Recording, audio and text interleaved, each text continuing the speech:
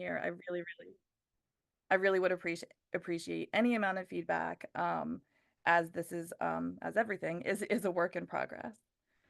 So we'll just start from the very beginning to give a quick definition of a neutrino. We know that they're fundamental, that they're nearly massless, that they're neutral, and therefore, they're rarely going to interact, but there are so many of them. And we know that they hold like, I don't know, a lot of mysteries. And so they're interesting particles to study. Here's our standard model of particle physics, and we know our neutrino flavors, our known neutrino flavors, right? Down here is the electron, muon, and tau neutrinos, and then they primarily are going to be interacting with our weak force, our W and Z bosons. So IceCube is this detector buried in the ice at the South Pole that is able to detect these elusive neutrino particles. And it's a really, really massive detector. It's literally buried inside the ice where it's a cubic kilometer, so it's a kilometer by a kilometer by a kilometer, roughly. To understand the scale a little bit of this, like this is a building right here, right? And so this is just absolutely massive. Um, Inside the ice, we've put these digital optical modules, these light detectors, and that's how we can extract our signals and understand that a particle has come and interacted in the ice. So here's the IceCube collaboration. Yeah, I think this picture was from our latest collaboration meeting that we had in Germany. And so we have, over 350 people working on this detector, all coming from almost 60 different institutions that spread across 14 different countries. And so if you look really carefully, you can see there's me. And of course, I'm from Drexel University here in Philadelphia. So one of the really amazing things that IceCube can do is detect particles, neutrinos that are coming from perhaps really far away and perhaps really kind of energetic or interesting kind of astrophysical phenomena. And so we can imagine this, okay, this is the artist rendition, of course, where we have neutrinos coming to Antarctica down here where our South Pole is, and then interacting with the ice and producing a light signal. And so that is what we see here in these like circles, these like bubbles that are different colors, where the color represents, for us, right, we visualize this as our time, like when the detector detects the light at that time. So red being first, and then the blue over here being last. So there's a particle moving through.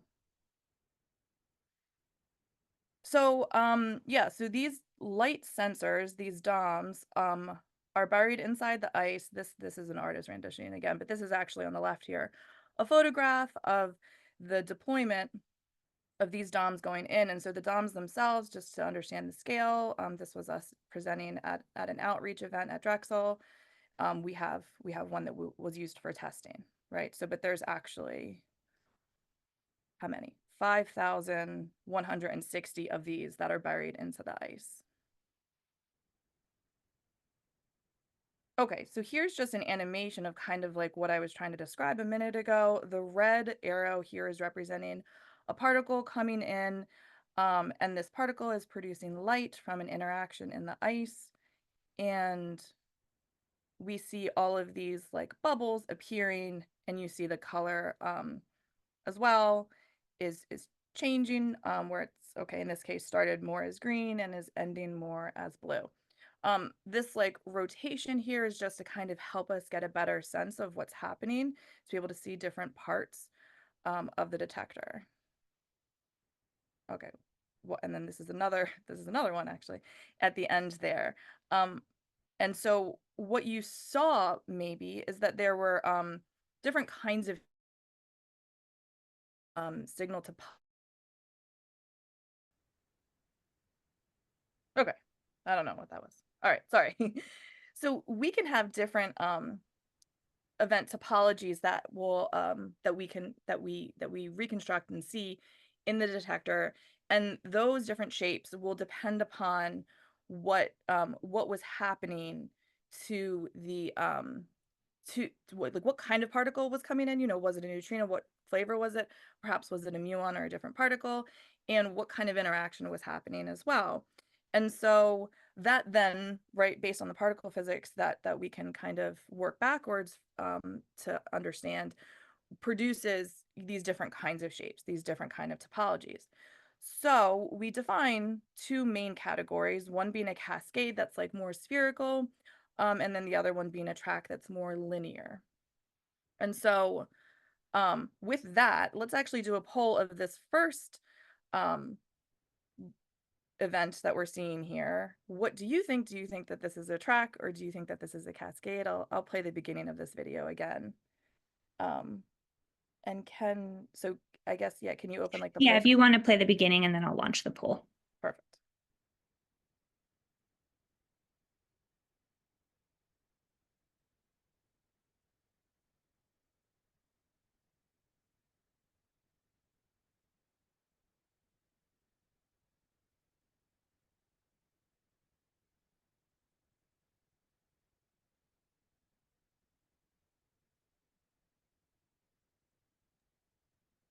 Okay, almost everybody has voted. We'll give it 5 more seconds.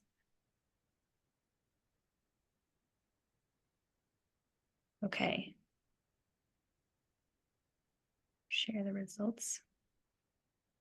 So it looks like we have 62% saying track, 33% saying cascade, and 5% saying, I'm lost, I'm not sure. And so actually that's an interesting number, 66 or 62, it was 62%. So what we're doing here is with citizen science is kind of similar to what we just did, right? We're kind of polling people and seeing what they think based on like some minimal amount of instructions, some maybe more instructions needed for us to really understand these kind of classifications and how to make them just by our perception, like just by like a visualization, as you're seeing in this video here. So the reason why we want to do this is because IceCube is able to once we have some information about like what kinds of particles we're seeing, we can then also imagine, well, we can, trace that back to understand what direction those particles are coming from. And so IceCube is doing a lot of different kinds of analyses that can then really kind of advance astronomy in this whole new way. And so this is just kind of a timeline of what IceCube has been able to accomplish so far. So we've been taking data for about 13 years now, where we've been able to identify different sources of astrophysical neutrinos, meaning, neutrinos coming from some astrophysical phenomena. And so the last one I want to talk about, which I think is our most recent one, but maybe our most I don't know, I think it's really easy to kind of understand this when we think about like looking up at the night sky. And so if you've been fortunate enough to go somewhere where it's rather dark, you might be able to see this Milky Band in our sky, which is, we're looking out towards our Milky Way galaxy. And so if we were able to collect, some more light with like a camera, say, we'd be able to see that, in more detail. And so we can also then, of course, look at different parts of the electromagnetic spectrum, right, in that same part of the sky. And so this top bit, I'm just taking this band and we're zooming in. So this is like what it looks like in the optical. And then once we go all the way to gamma, we see that it's still present. We're seeing, but kind of different information. And so the latest thing that we've been able to do, that this was just actually published last year in Science, was that we're seeing an excess of neutrinos coming from this same band, right? Coming from the Milky Way galaxy, we're seeing neutrinos are being produced in conjunction with these photon images. So this is a whole new way to look at our sky, right? Neutrino astronomy. And so I think that in and of itself is a nice way to engage the public, because I think so often the public is really eager for that like cutting edge, brand new kind of information. And so IceCube has certainly been able to kind of deliver that so far. The other thing is that perhaps this idea of a public engagement kind of activity for IceCube can give IceCube something in return. And so we want to think about this idea of, the fact that there's 27 of us here. And so we were able to get the right answer, with some probability to, okay, there was only uh, two options, but there's an idea here that even though some of us maybe don't know what we're doing or don't have an idea, with if you ask enough people, right, and you then can get close to the right answer, right? So this question here is like you're at a county fair or something and you're asked like how many jelly beans are in this jar. Some people will be really, really, saying way too many. Some people will be saying too little, in our tails of our Gaussian distribution, but we'll be able to get the right answer, with this distribution by asking enough people. And so it's this idea of kind of wisdom of crowds or being able to actually gain something from information that like a quote unquote novice would be providing to us. And so citizen science actually dates back to like the 1700s, where Edmund Halley was actually asking people to go outside and time the eclipse from 1715. Right, he's like a request to the curious to observe. Okay, and so he actually collected that data, and so it wasn't just like, oh, check out the eclipse. It was do some work for me and report it back. And so some like just 2 points that I like to highlight about citizen science is that this system of more than 5 exoplanets was discovered by citizen scientists, with like a Kepler data like public release. And so, that was back in 2017. Those exoplanets hadn't been discovered until, some citizens were looking at that data. And similarly, something that couldn't have happened without citizen science was, there was like a new protein structures were designed and discovered based on this game called Fold It, where it was really interesting because you imagine you can have like computer algorithms coming up with designs and randomization and being able to predict different things, say about protein structures, but the citizen users found unique things, right? They found things that weren't being predicted by any of their algorithms at the time. So that's what brings me to this idea of Zooniverse. So Zooniverse is this really amazing platform that has like a huge variety of projects. They have climate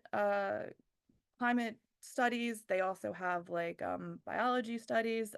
There's a few physics projects on here. Even like his like looking back at like historical documents. So there's like a huge variety of things that Zooniverse can house and does. And so what they do is they have this just like collection of people who want to be, informed of these different projects. And so they have over 1 million citizen volunteers worldwide, and it's all web-based, and most of the things are image-based. My project is actually video-based, and the idea is that when you ask enough people, you could, and there's enough volunteers, you could maybe get something done more than that's not practical. And if you wanted to like look through something with your own eyes, right? So it's kind of like the idea. Um, there's actually a slew of science publications, most notably at Galaxy Zoo. You maybe have heard of the kind of initial citizen science project that kind of birthed Zooniverse. And so they have, really they have a couple different projects. They have over 80 different science publications where they're doing, they're having legitimate discoveries, right? It's more than a public engagement. So the idea here is we have this thing called Name That Neutrino, which is our Zooniverse project for IceCube. And the idea is, can we have citizen users help us classify those event shapes that I was talking about before? So rather than just tracks and cascades, we've expanded it out to have 5 different categories, where a skimming is something that's like on the edge of the detector, right? Like it's not giving us a lot of information, it's just only on the edge. A cascade is something that's like, that spherical shape, kind of more bubble-like, where it starts in the middle and kind of grows outward. And then three kinds of tracks, where a through-going track is going to, enter into the detector and then exit from the detector, go completely through it. A starting track is going to start inside the detector and then exit the detector. And a stopping track is going to enter inside the detector and stop inside of the detector. So these are the categories that we want to, that we have had citizen users classify for us. And then we went like a little bit more, we went a little bit further here to say, um, okay, how does this compare to our deep neural network, right? Our algorithms that we have predicting what these category, like what each event belongs in which category. How does the citizen user then compare to that?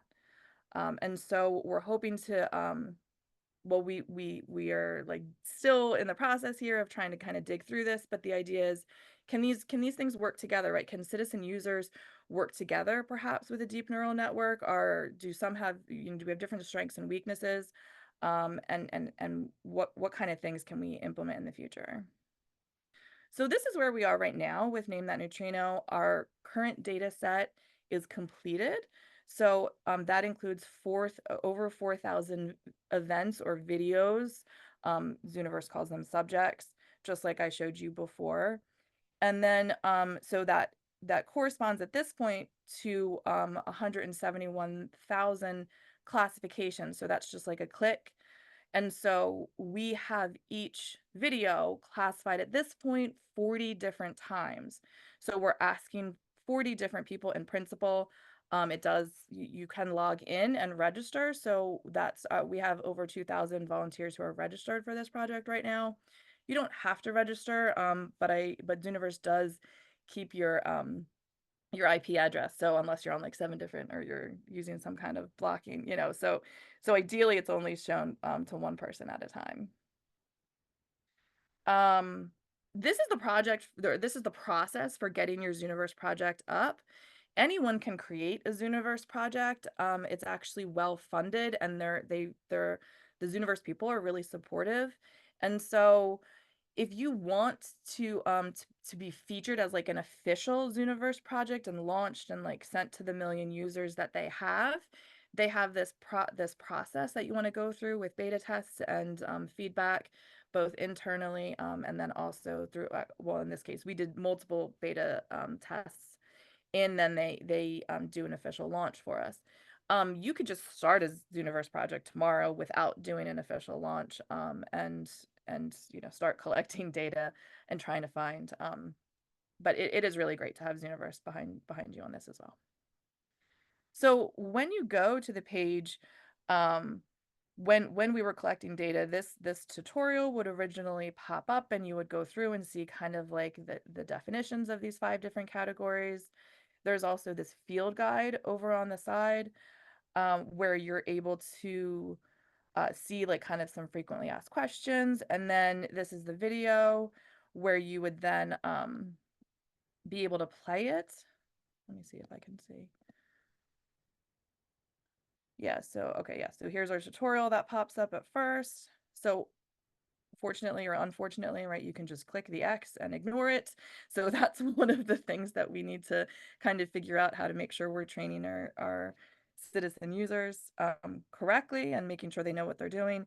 You can change the speed here to these different speeds as you play through this, and then you can also pause it at different times, or you could just hit play and watch it kind of run through as it rotates. So yeah, so then we would ask the user to then pick a category of one of these 5 that we were talking about.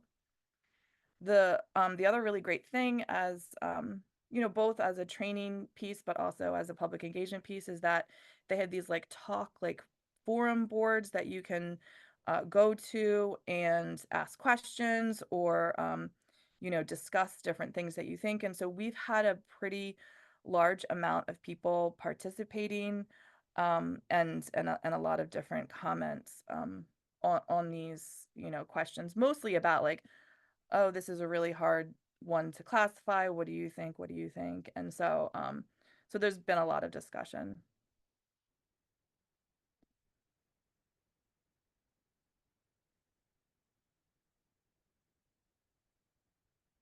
So, okay, so here's the link. If so, right at this point, we're not collecting more classifications, but we are in the process of uploading our next data set. Oh, I didn't want to. Oh, so many errors.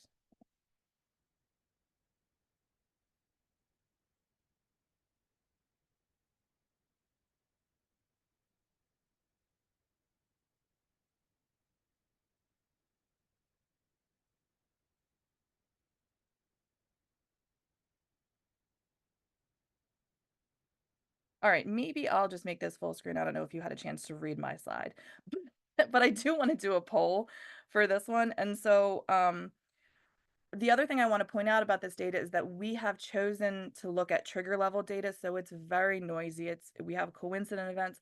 Like there's a lot going on that we know is problematic, but at the same time, we wanted to see what was possible. And so, yeah, so for this one, I want you to think about what the majority of the grouping is. Like if you try to think about noise and ignore the noise and think about where the event is, what's happening here.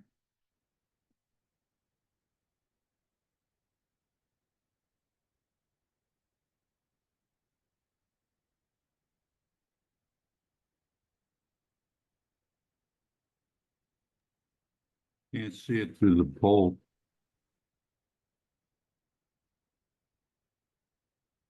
Can you see the poll? Yeah, so go ahead and answer whether you think it's skimming. No, I can see the poll. It blocked the events. Oh, Sorry about that, George. That's okay. Give people 5 more seconds. You can actually move the poll if you click on it and drag it out of the way.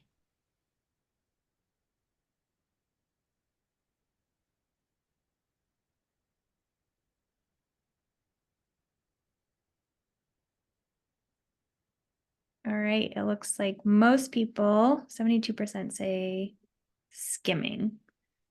Then we have the rest of the people saying they're not sure. so great. This one is a skimming event where the majority of the event is like just, bare, like, I don't know if there's something more going on outside that detector volume, right? So this is, the strings here are representing where those DOMs are located inside the detector. And then out here, we can't collect that data, right? That's just ice without any sensors. And so this seems to be a skimming track. I would say, so that's what happens with the expert category. That's me and my team agreeing that this is a skimming track. The citizen users actually agreed that this was a skimming track. It sounds like all of you, the majority of you are saying that this is a skimming track. But the interesting thing that happened here is that the deep neural network, the machine learning algorithm that we have, currently is saying that this is a through going track. And so that would be one that's like more, entering and exiting, going straight through the detector. And so that seems pretty obvious by eye. And so we're wondering, what can we do then to kind of explore maybe, what kinds of events the DNN is getting wrong, and can the users get them right more often? And so this is our data for the 4,000 or so events that we have analyzed so far for the confidence for the DNN. So the DNN returns back 5 different numbers for the 5 different categories. And so whichever category wins is going to get the highest, is going to be the highest number. And this is just a histogram showing the distribution of those. So we see that the DNN is really confident. But at the time of when we began initially, we didn't know if that corresponded to correct. And so this idea of high confidence, we're looking into to see if that is going to be corresponding to actually a correct thing, and maybe the low confidence is actually corresponding to an incorrect idea. These are the same kind of histograms that we created for the user information. So again, we have 5 different things you could vote on per event. And each of those things, each event can be classified multiple times. And so this is what's called a retirement limit. So this first plot here is showing each event was categorized 15 times. And it's interesting that like there's not a whole lot of high confidence, right? We're seeing this kind of like lower confidence, but we are seeing this distribution. And so we then were able to increase the retirement limit. So this is then now like 20, and then 25 and 30 and 35.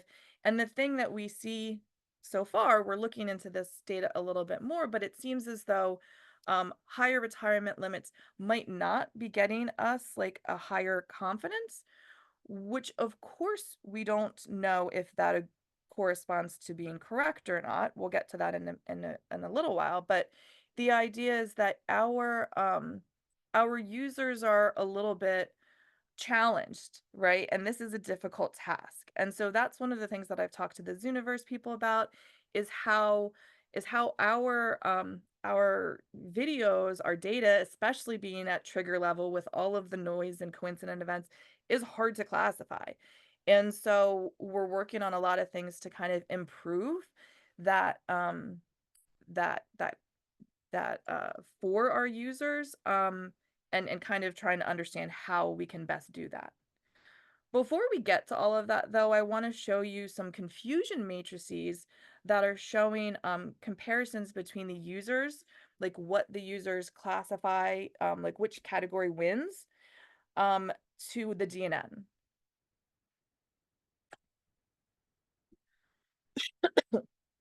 And so what we see here,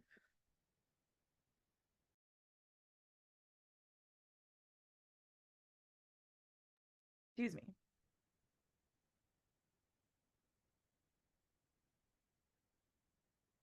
What we see here is that a diagonal would correspond to agreement, right? So if the DNN said it was a skimming and the user also said it was a skimming, it looks like about 69% of the time that happened.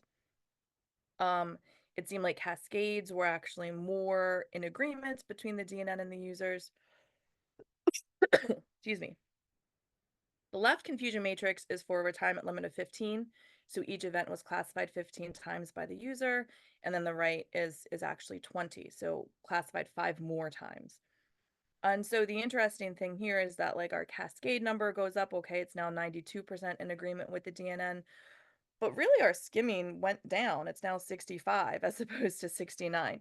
So what we found here is that there's a lot more going on, that we're kind of still trying to explore. The thing here is that these confusion matrices are showing us the agreement between the users and the DNN, but it's not talking about who's actually correct, right? And so that's where you might want to look at, say, the disagreement. So this is what we decided to do, is look at the events ourselves and give an expert category for these off diagonal values, where we see that these numbers, these percentages are rather high. And so the question is, okay, the users and the DNN are disagreeing, but who is correct here? The problem with this data, though, is that our numbers get really small. Okay, so we see here the expert category for the through-going track. Now we're only down to 121 events, starting track only 33 events, and stopping track only 21 events.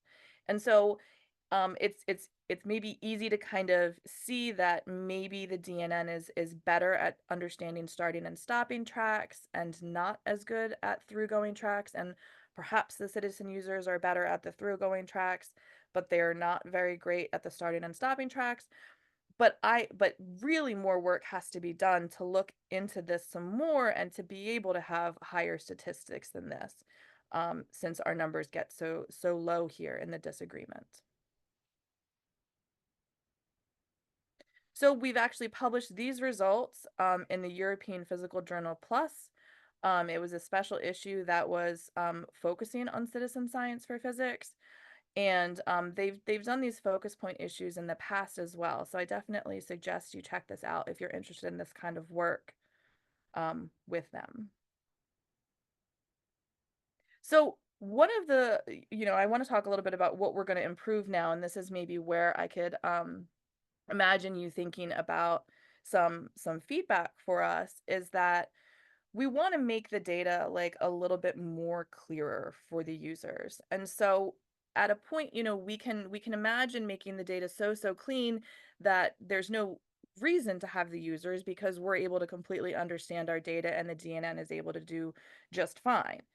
So we do still want to stay at trigger level, but we are making some cuts to try to make sure that we're getting rid of coincident events, and kind of thinking a little bit more about where the users have been shown to be correct in our first iteration, and where the DNN has been shown to be incorrect. Can we focus in on those events, right? Can we make sure that the users aren't being set up for failure, right? If there's something that we know they struggle with, why go down that route? But then also focusing on the strengths where we think that they might actually be able to help us better understand our data. And so the idea is that we could have these things working in tandem together. And so there's this cool new tool that Zooniverse has called a Zoobot, which it's essentially a decision tree implemented in Zooniverse that we can have based on some criteria, send an event, either to the DNN we know that the DNN knows that kind of event, or if there's an event that we know the users are able to classify, or that the DNN is not able to classify, we can then send those events to the users. And so kind of then you imagine we maybe can analyze so much more data and improve our statistics for all these other kinds of astrophysical neutrino searches that have been done in the past, and can be done in the future. So the other quick thing that we can do is we can just upload more videos, more events, for improving our statistics. Another kind of easy thing that we realize is that we can mess with some characteristics of the videos themselves. And so we have a limit, a 1 megabyte limit on Zooniverse per video. And so we're trying to kind of enhance the things that we want to enhance, and then not, waste any space on other things. And so here's our latest iteration on the videos, where we're able to make the bubbles larger, we're able to make the strings more obvious, we kind of zoomed in on the detector a little bit more.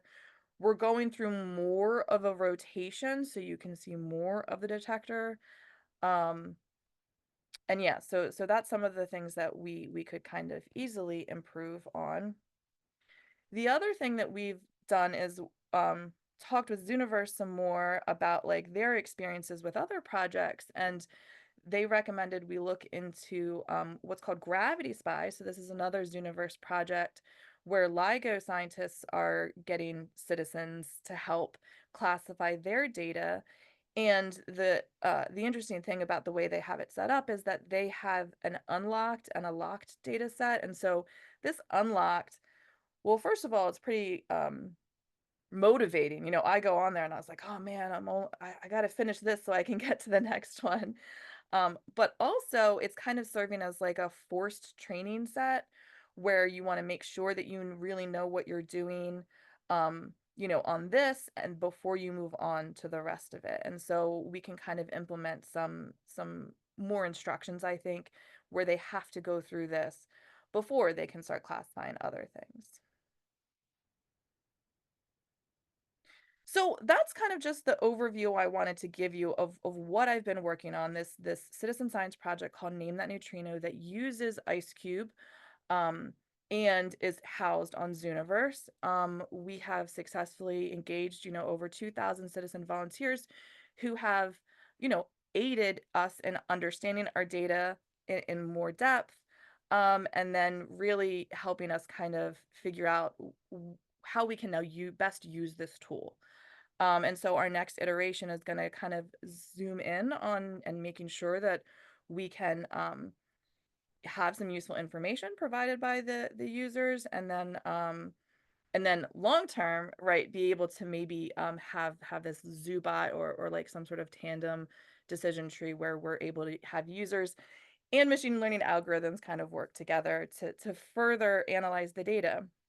One thing that I wanted to point out is that the users we're so thankful that the users have been able to help us and to provide, to volunteer their time to look into this data for us. And, in return, they've been able to ideally learn something about IceCube, about the science. Um, and I also want to thank all of my students that have been working on this project so diligently over the past 2.5 years. And of course, the IceCube, Drexel and the IceCube collaboration for kind of supporting this work, right? Being able to see that there's use for this not only in the public engagement piece, like let the people, in to our the way we work and get them knowing more things, but also of course for us to maybe be able to use some of that information that they can provide us. So thank you.